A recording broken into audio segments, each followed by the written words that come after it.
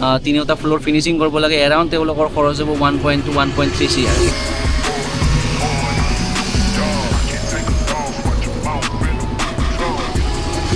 নমস্কাৰ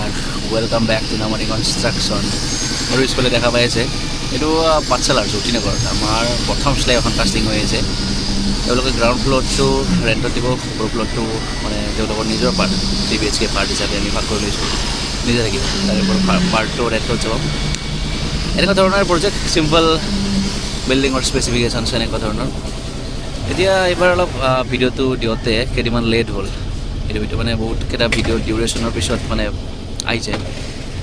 নতুন প্ৰজেক্ট বহুতকেইটা ষ্টাৰ্ট হ'ব গৈ আছে আমাৰ তাৰে যিখিনি ক্লাইণ্টৰ লগত মিটিং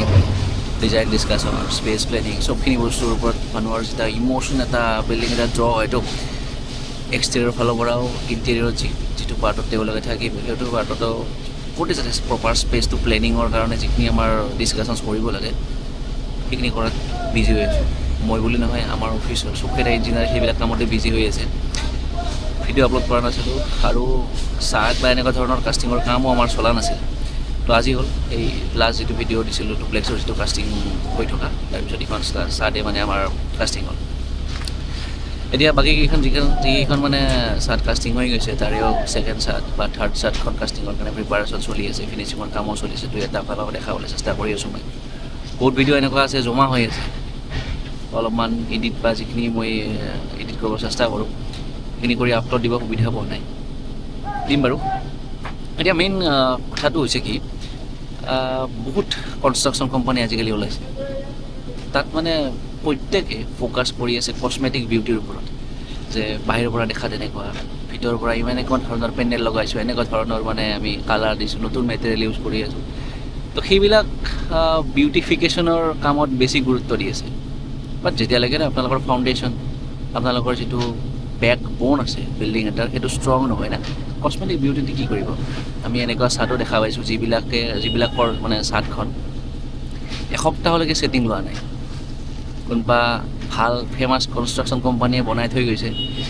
এসপ্তাহলৈকে ছেটিং লোৱা নাই সেনেকুৱা ধৰণৰ চাৰ্টো দেখা পাইছোঁ আমি ওপৰত থিয়া হ'লে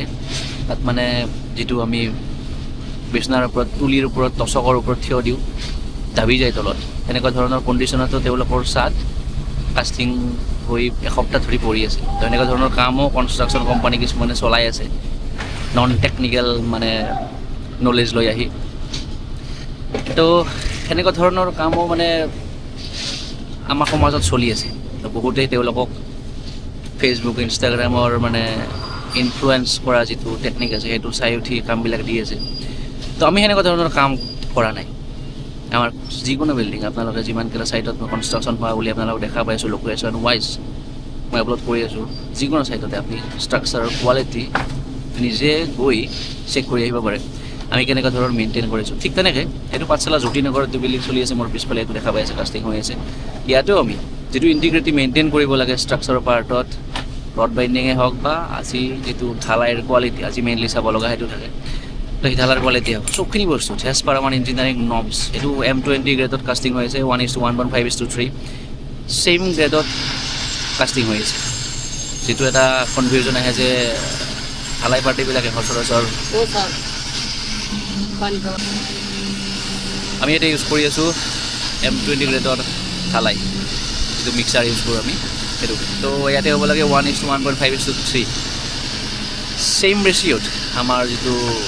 ঢালাই পাৰ্টি আছে তেওঁলোকে কাষ্টিঙৰ কাৰণে যিখিনি মিক্সাৰ বনাই আছে সেইটো ৰেচিঅ'ত বনাই আছে বাট তাতে এটা কনফিউজন আহে কি আমাৰ আমি তাতে যিটো ভলিউম থাকে বালাৰ চেণ্ডখিনিত তো সেইখিনি ভলিউমটো ডিপেণ্ড কৰে আপোনাৰ ৰাতি বৰষুণ দিছে নেকি ৱাটাৰ কণ্টেণ্ট আছে নেকি সেইবিলাকৰ ওপৰত বেছ কৰি সেইটোৰ ভলিউমটো ডিপেণ্ড কৰে তো সেইবিলাক গোটেইখিনি বস্তু আমি চাই উঠি ঢালাই পাৰ্টিক ডাইৰেকশ্যনটো দিওঁ যে আপোনালোকে ইয়াতে M20 ইউজ কৰিব লাগিলে বালাৰ পৰিমাণ ইমান দিয়ক চিমেণ্টৰ পৰিমাণ ইমান দিয়ক শিলৰ পৰিমাণ ইমান দিয়ক তো সেইবিলাক ফ'ল' কৰিলেহে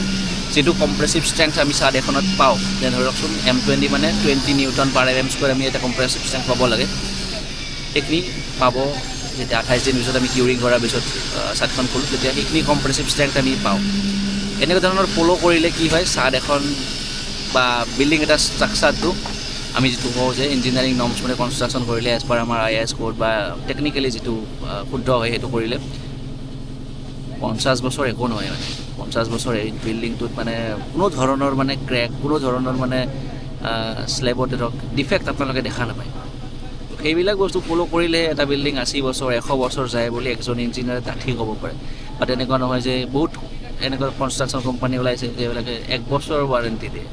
যে কিবা হ'লে আমি ছল্ভ কৰিম, 2 বছৰৰ ৱাৰেণ্টি দিয়ে। কোনোদিন মানে যিবিলাক পিছৰ ব্ৰেণ্ড থাকে, পিছৰ ব্ৰেণ্ড মানে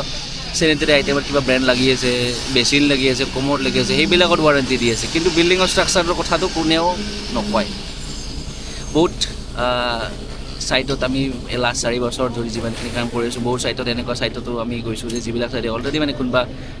বেলেগ পাৰ্টিয়ে বনাই থৈ গৈছে, বাট তাতে বিম ক্ৰেক হ'ল, তাতে চাদৰ ক্ৰেক হ'ল। সেইবিলাক প্ৰব্লেমৰ চলিউশ্যন আমি যিমানখিনি পাৰোঁ টেকনিকেলি শুদ্ধভাৱে আমি দিবলৈ চেষ্টা কৰি আছোঁ। আপোনালোকেও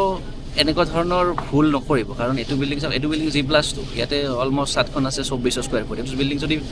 3টা ফ্ল'ৰ ফিনিচিং কৰিব লাগে, এৰাউণ্ড তেওঁলোকৰ খৰচ হ'ব 1.2 1.3 CR। ইয়াতে মই পইচা কথা কি কওঁ আপোনালোকক যে কম খৰচত কৰি দিম বা কম খৰচত হ'ব কামটো। 1.2 CRটো কম পইচা নেকি? তাত 2-1 লাখ টকা ইফাল সিফাল হ'ব পাৰে এইটো বস্তু। বাট মানে যেতিয়া কি হয়,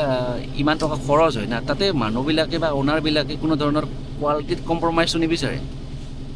এট দ্য এণ্ড মানে অভাৰঅল বিল্ডিংটোত কিমান খৰচ হয় সেইটো বস্তুৰ ওপৰতে ডিপেণ্ড কৰে, যে যদি এইটো বিল্ডিঙত গৈ আছে আমাৰ 1.2 CR, ইমান টকা খৰচ কৰিব পৰা মানুহ একজনে সাধাৰণ এই যে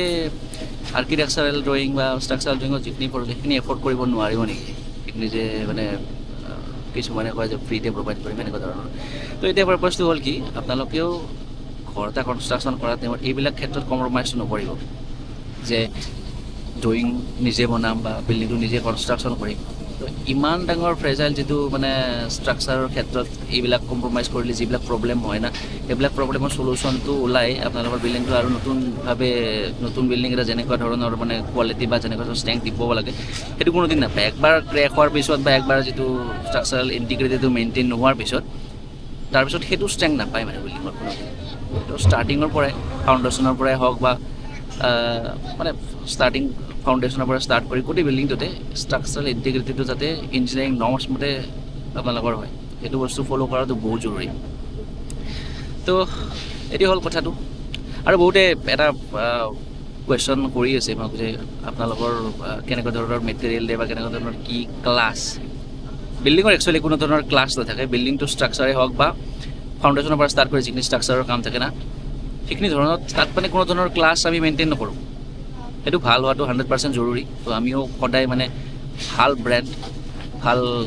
ৰড, চিমেণ্ট বা যিটো মছলাৰ কোৱালিটি থাকে সেইটো এটা টপ নটছ ইউজ কৰোঁ। তো সেইকাৰণে আমি ডাঠি ক'ব পাৰোঁ যে বিল্ডিং এটা ষ্ট্ৰাকচাৰেল ইণ্টিগ্ৰিটিটো আমি মেইনটেইন কৰোঁ কাৰণে কোৱালিটিৰ সেই যিটো ষ্ট্ৰাকচাৰত কোৱালিটিত কোনো ধৰণৰ কম্প্ৰমাইজ আমি নকৰোঁ, আৰু তাত মানে কোনো ধৰণৰ প্ৰব্লেম আপোনালোকে ইন ফিউচাৰ দেখা নাপায়। তেনেকুৱা ধৰণৰ কাম কাজ কৰি লাষ্ট 4 বছৰ ধৰি কাম কৰি আছোঁ আমি। যদি বিচাৰে আপোনালোকেও যোগাযোগ কৰিব পাৰে। ধন্যবাদ।